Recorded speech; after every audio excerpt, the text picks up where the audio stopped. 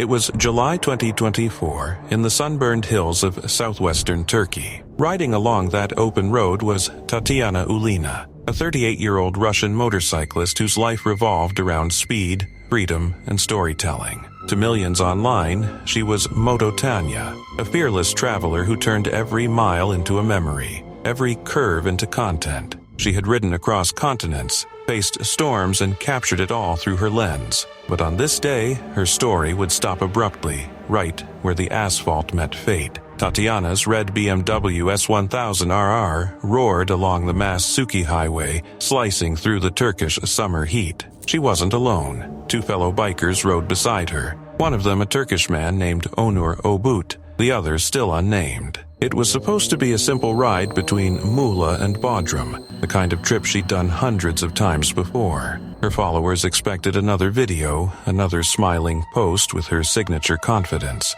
Instead, what came next would leave them speechless. Tatiana had already been through so much that summer. Weeks earlier, she'd tried to continue her European motorcycle tour, but had been turned away at the Greek border due to travel restrictions on Russian citizens. Still, she refused to let it bring her down. In her last Instagram post, she stayed upbeat, showing off a souvenir magnet she bought in Greece before crossing back into Turkey. "I'll keep exploring this beautiful, warm, and hospitable country," she wrote, her words full of optimism. Nobody knew it would be her final message. As the trio rode down the winding road near Milas, the scenery blurred the mountains on one side, the distant sea on the other. It was the kind of freedom only bikers understand, that moment when the world feels infinite. But freedom, as Tatiana's followers would soon learn, can turn deadly in a heartbeat. Witnesses say she was leading the group when her motorcycle suddenly jerked. A bump,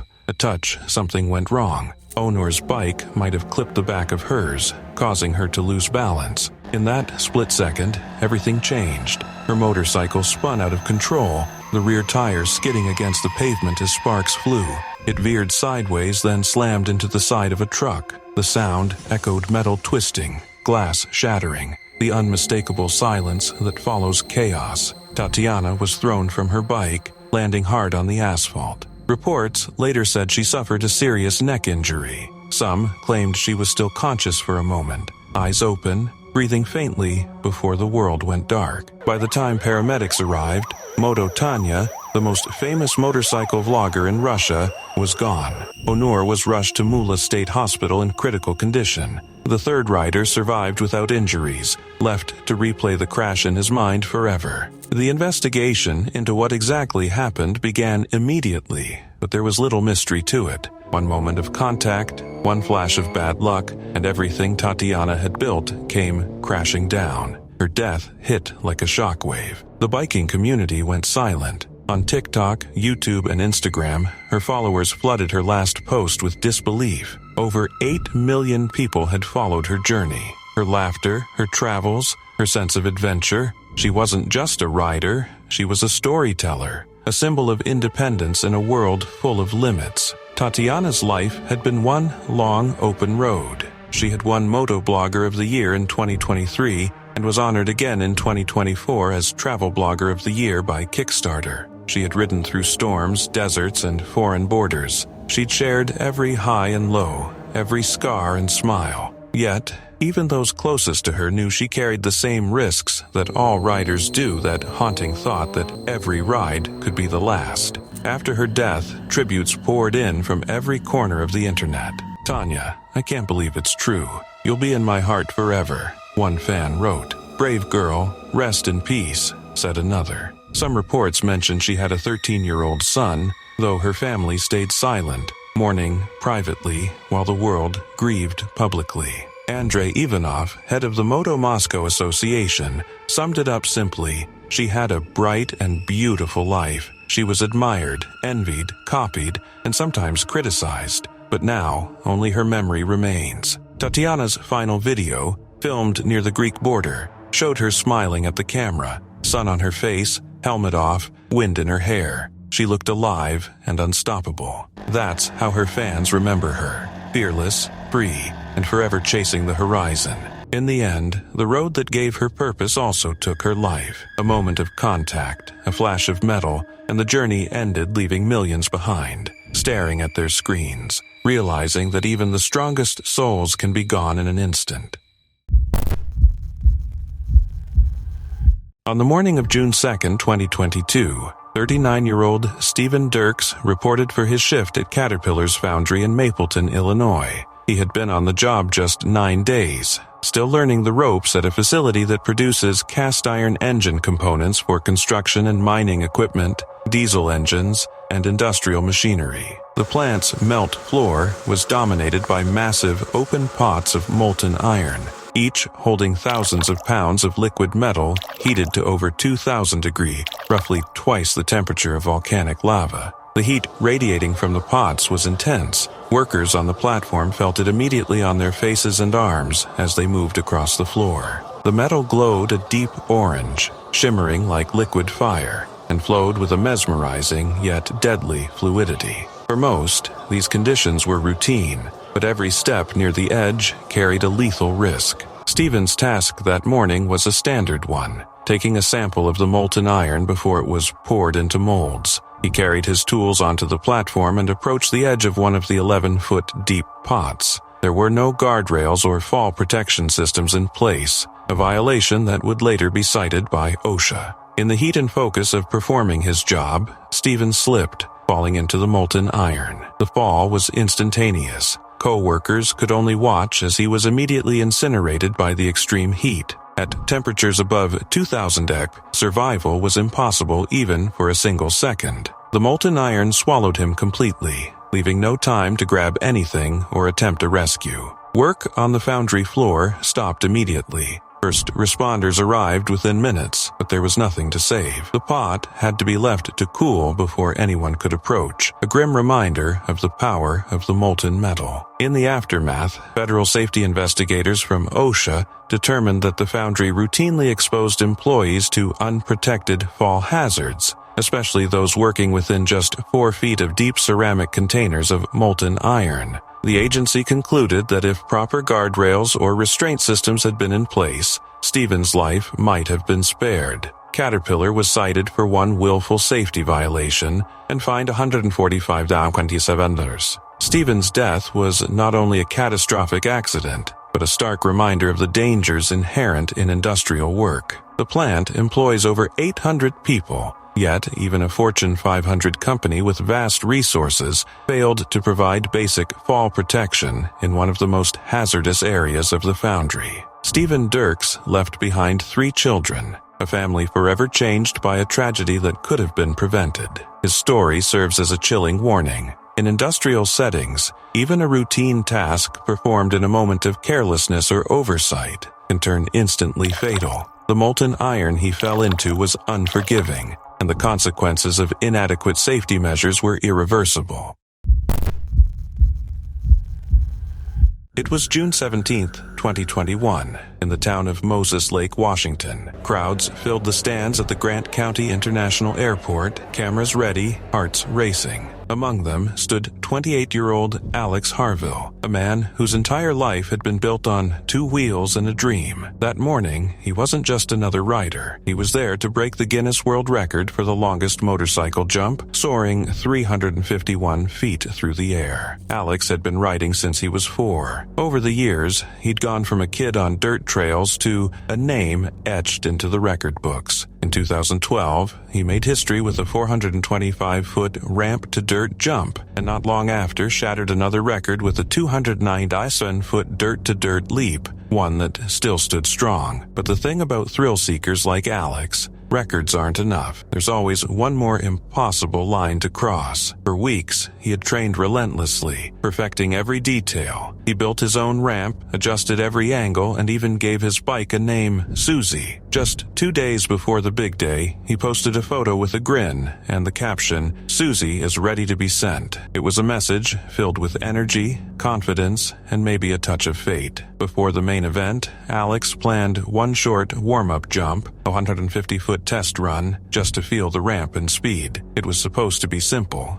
routine. His family watched from the stands, his wife Jessica holding their 2 young boys, Willis and baby Watson. Then Alex took off, the roar of his engine echoing across the airfield. The crowd cheered as he raced toward the ramp, building speed, the bike trembling under the force. But in an instant, everything went wrong. A witness later said it was like watching time freeze. He went off the ramp and didn't make it to the hill, recalled family friend Debbie Williams. His back tire got caught, then he flew, and his helmet came off. You just start praying. Silence fell. The air show turned from celebration to chaos. Medics ran toward him. Within minutes, Alex was rushed into an ambulance. He never regained consciousness. He was pronounced dead en route to Samaritan Hospital. The coroner later revealed that the handlebars had struck him on impact, causing devastating internal injuries. The news rippled across the motocross world. The sheriff's office confirmed his passing, promising a full investigation. Event organizers issued a statement saying all proceeds from the show would go to Alex's family, but none of that could fill the silence he left behind. Just a month earlier, Alex and Jessica had welcomed their second child. He was still in that soft, sleepless phase of fatherhood, juggling stunts and bedtime stories. That day,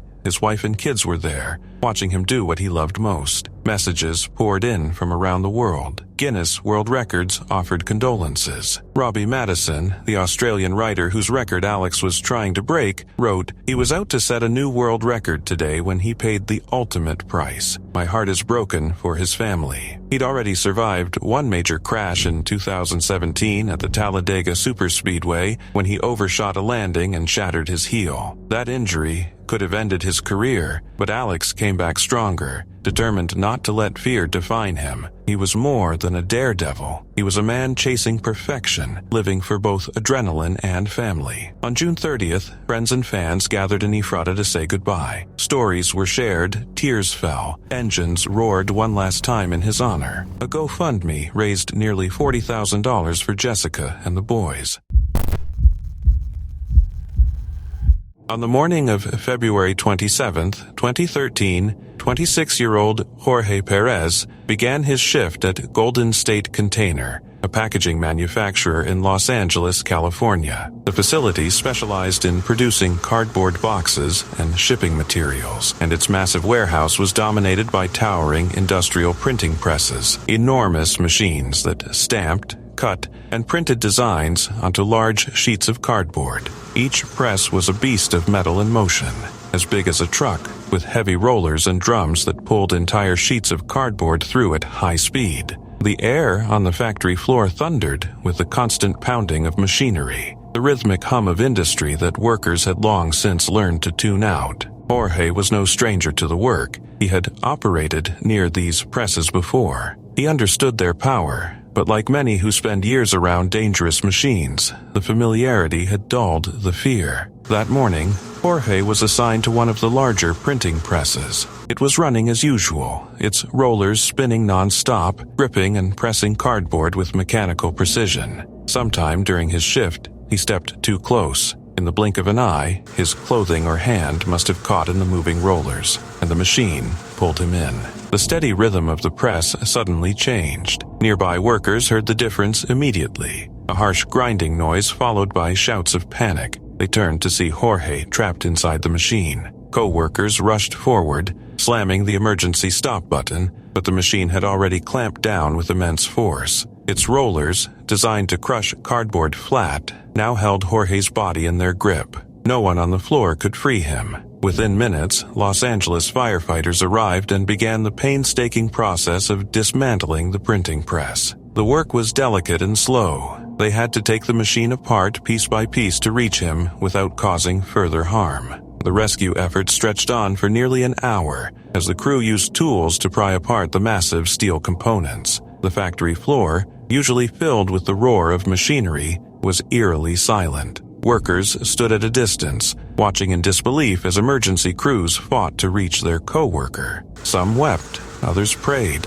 but everyone knew the truth. No one could survive what that machine had done. Finally, after what felt like an eternity, firefighters pulled Jorge free, but it was already too late. The rollers had crushed him beyond saving, and the coroner pronounced him dead at the scene. For those who worked alongside him, the shock was unbearable. One moment, Jorge had been performing a routine task, something he'd done countless times before, and the next, he was gone. The incident served as a brutal reminder of the hidden dangers of industrial machinery, where one moment of distraction or one missed precaution can mean the difference between life and death. In official reports, the tragedy was reduced to a few sterile words: employee caught in printing press and killed. But behind that line was the story of Jorge Perez, a young man in his 20s who went to work one morning and never made it home, crushed inside a machine built to shape cardboard, not a take-a-life.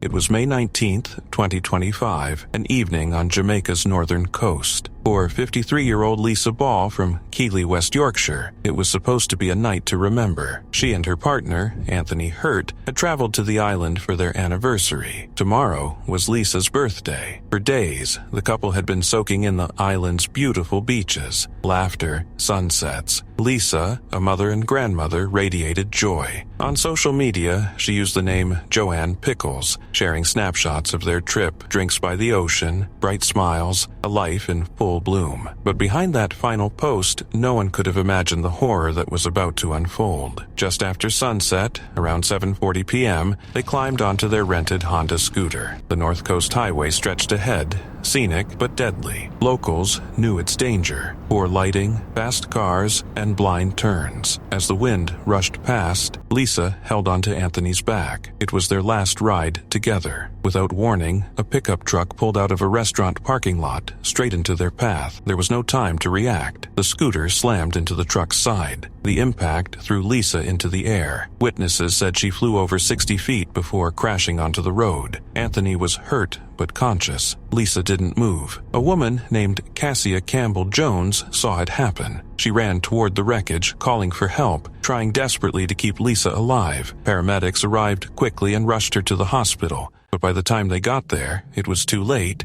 Back in the UK, Lisa's daughter, Chloe Watson, received the news. Hours later, she posted just 4 words: "Love you, Mom." Lisa left behind her daughter and 5 grandchildren: Olivia, Daisy, Leah, Lily, and Malene, all too young to understand why she wasn't coming home. Friends flooded social media with tributes. Fiona Ward wrote that Lisa and Anthony had been having the time of their lives. Another, Claire Eatonfield, described her as gentle and kind. Anthony had once called her a keeper and the love of my life. This trip was meant to be a celebration. Instead, it became a tragedy. Police questioned the truck driver, but no arrests were made. The North Coast Highway was already notorious for deadly accidents. Just months before, another tourist had died on the same stretch. The British Foreign Office had warned travelers for years of poor lighting, reckless driving, uneven roads, yet scooters remained a favorite among visitors seeking freedom and thrill.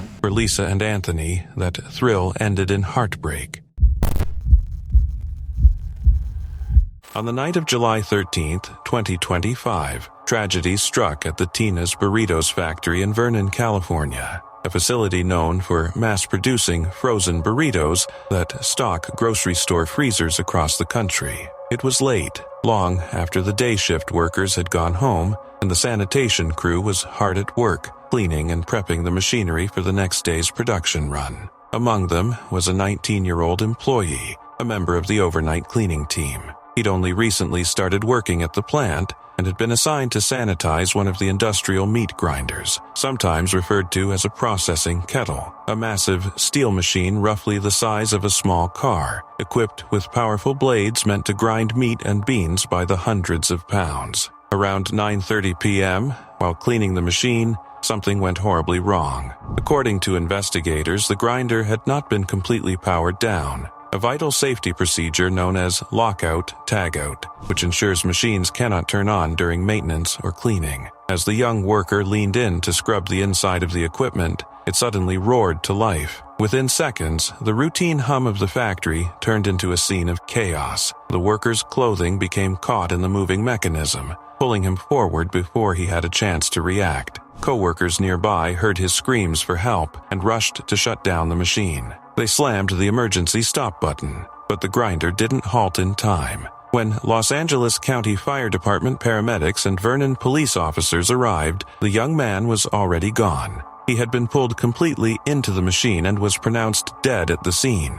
Authorities later described the tragedy as a fatal industrial mishap. In a statement to the press, Tina's Burritos confirmed the devastating incident. "We are heartbroken to confirm that a sanitation worker lost his life on Sunday night, July 13, 2025, while performing sanitation duties at our Vernon facility. He was cleaning an empty kettle that was being sanitized and prepped for the next day's production run. Despite the immediate response of co-workers and emergency personnel, he tragically passed away at the scene." The company added, "This is a devastating loss for everyone at Tina's. Our hearts are with his family, friends, and all who knew and worked alongside him. We are cooperating fully with local authorities and Cal OSHA in the ongoing investigation, and our focus remains on honoring his life, supporting those who are grieving, and maintaining the highest safety standards in our facility." Detectives with the Vernon Police Department and Cal OSHA began a joint investigation to determine how the accident occurred.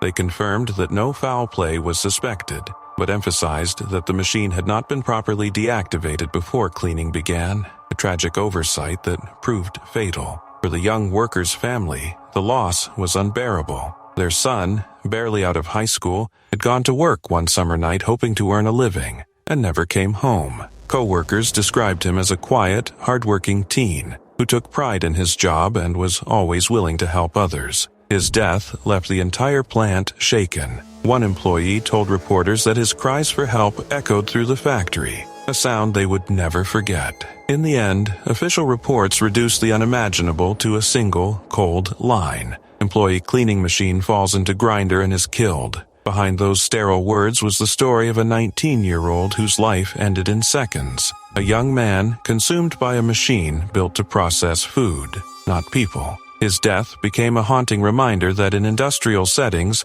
one missed safety step can mean the difference between life and death.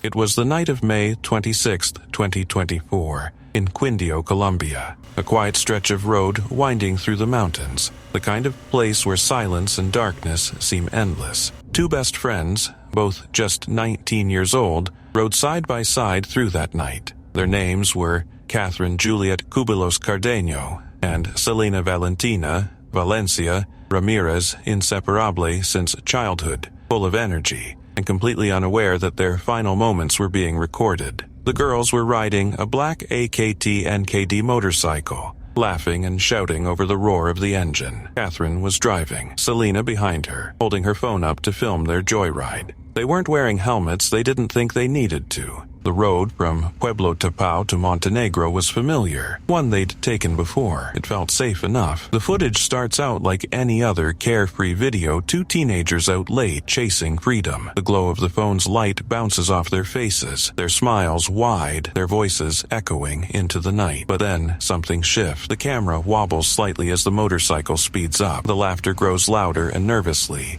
maybe, and the road ahead fades into the darkness. Catherine glances back toward the camera for a split second, still smiling. That was all it took. The motorcycle veers slightly to the right. There's a faint sound, a wobble, a quick gasp, and then silence. The phone slips from Selena's hand. The screen goes black. When emergency services arrived minutes later, the scene told the rest of the story. The motorcycle had slammed straight into a large tree just outside a residential complex near Montenegro. The impact was catastrophic. Neither girl had time to react. Selena died instantly. Catherine was still breathing when firefighters arrived, but only for a moment. By the time medics reached her, both were gone. A bystander captured a short video in the aftermath. Voices screaming for help, flashing light, and the twisted wreckage of the bike lying across the road. You can hear someone cry out, "She's still moving," before the crowd falls silent. News of the crash spread fast through Quindio. When the original video surfaced online a few days later, it went viral. Millions watched in disbelief as two young lives shifted from laughter to tragedy in a matter of seconds.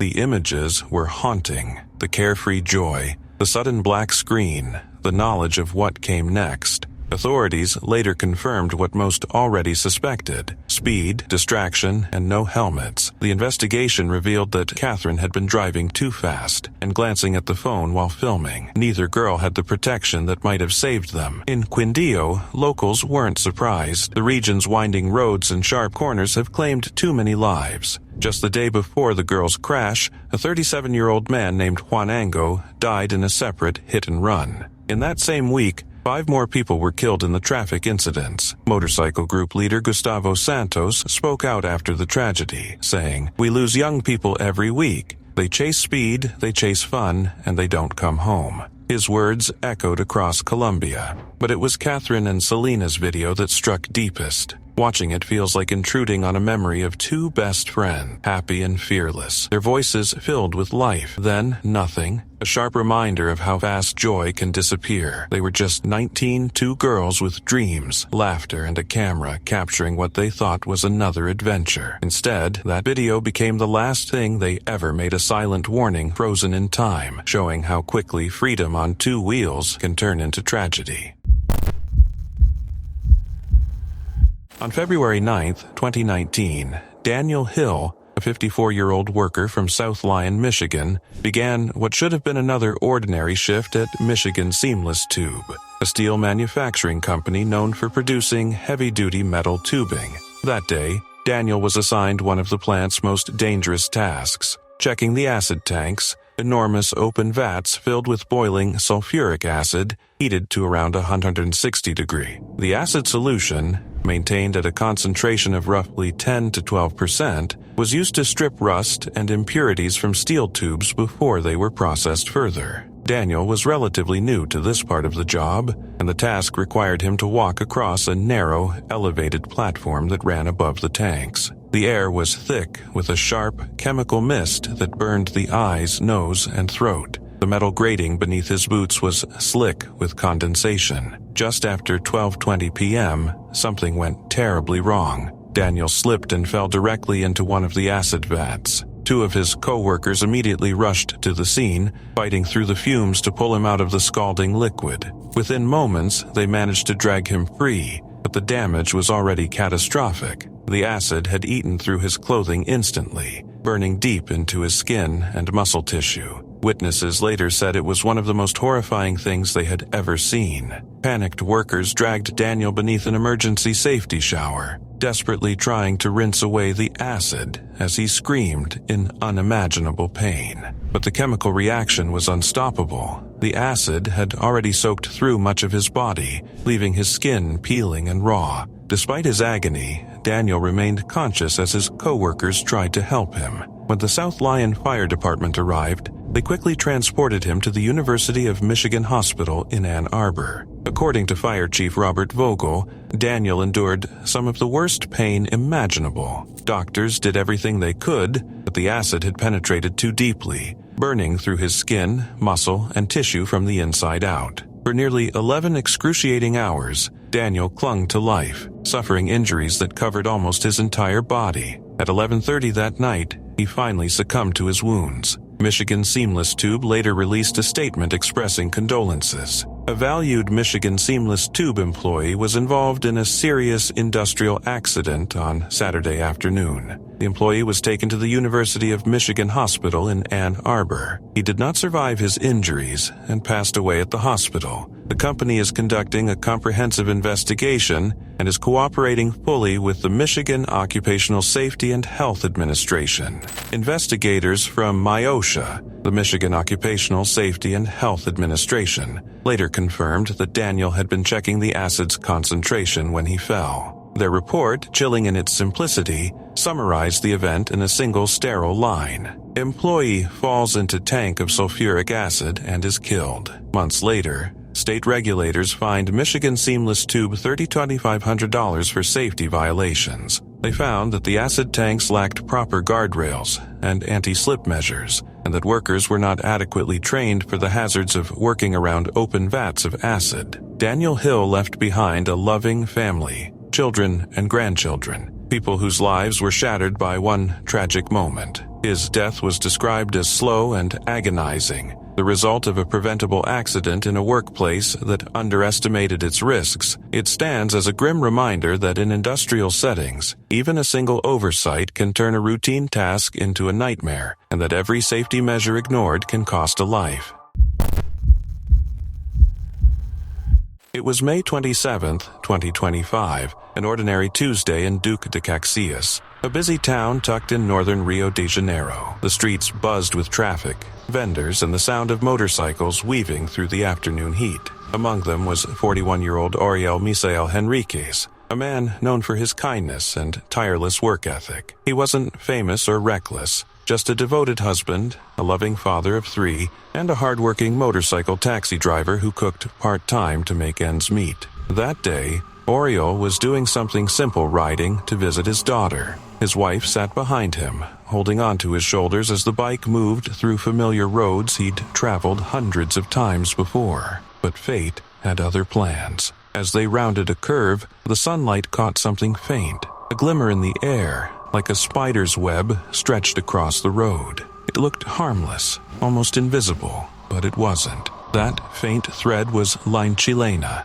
a deadly, glass-coated kite string used in a local game where people battle kites to cut each other's lines mid-air. The game might sound innocent, even fun, but the string itself is pure danger. Coated with glue and powdered glass, it's sharp enough to slice through flesh, and sometimes even lives. Oriol didn't see it coming. In a split second, as the motorcycle glided forward, the line caught him across the neck. His wife screamed. The bike swerved, jerking to a stop as Oriol collapsed, clutching at the wound. Passing drivers saw the horror unfold and ran over, helping his wife press their hands to the bleeding, desperate to keep him alive. They loaded him into a car, racing toward Nova Iguazu General Hospital. But Oriol's condition worsened with every heartbeat. The line had cut deep, too deep, or they could make it to the emergency room. His pulse faded. Doctors recorded the time of death, 5:53 p.m. A simple family trip had turned into a nightmare. When news broke, the entire town was shaken.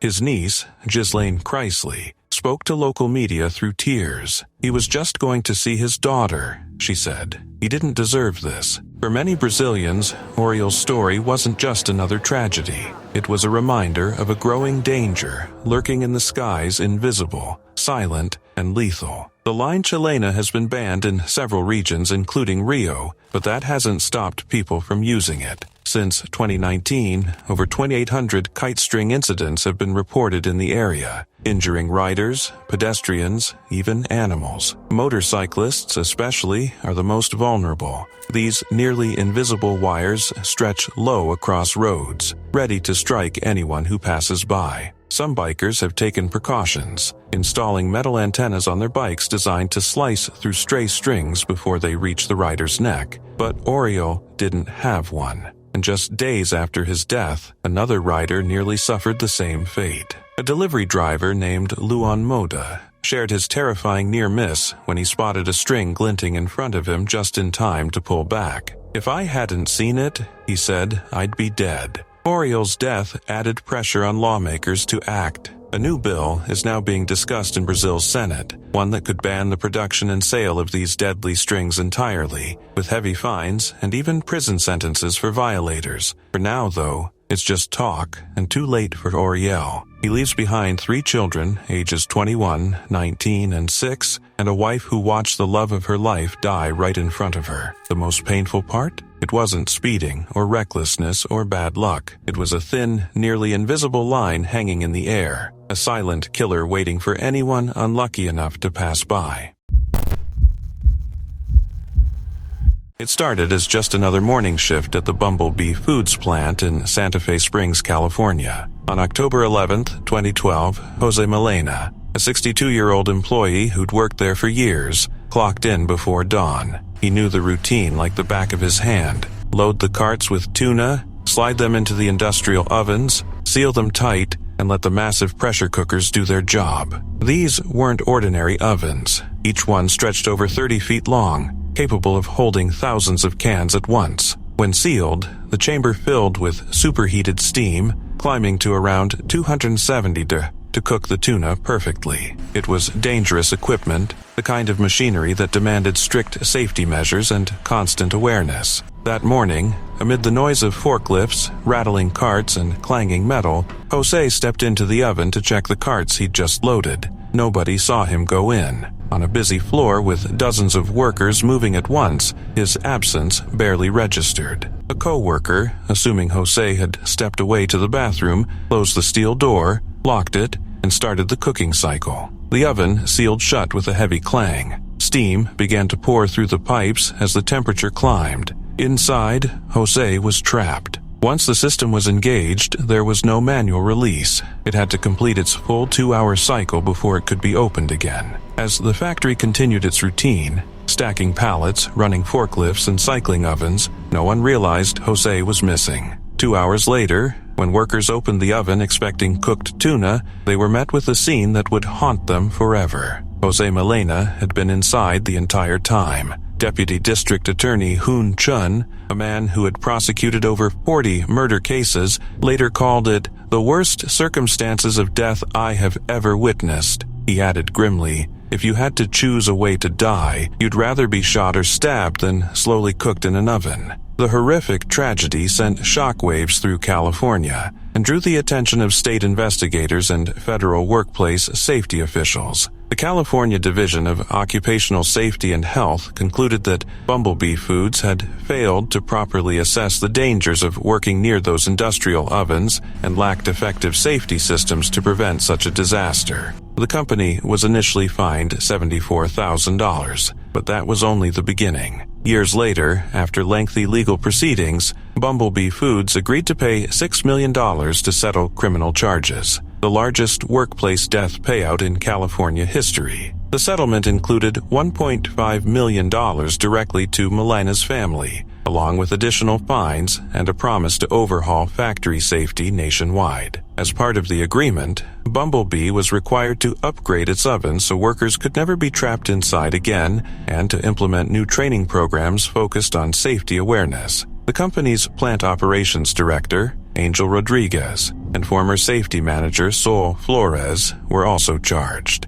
Flores, 42, pleaded guilty to a felony violation of workplace safety laws and received 3 years probation and nearly $19,000 in penalties. Rodriguez, 63, agreed to perform 320 hours of community service, take safety courses, and pay fines totaling around $11,000. In a public statement, Bumblebee said, "We will never forget the unfathomable loss of our colleague, Jose Milena, and we are committed to ensuring employee safety remains our top priority." But for those who knew Jose, no amount of money or corporate promises could erase what happened that morning. How an ordinary shift in a seafood plant turned into one of California's most horrifying industrial accidents, when a man was literally cooked to death in the same oven built to prepare tuna.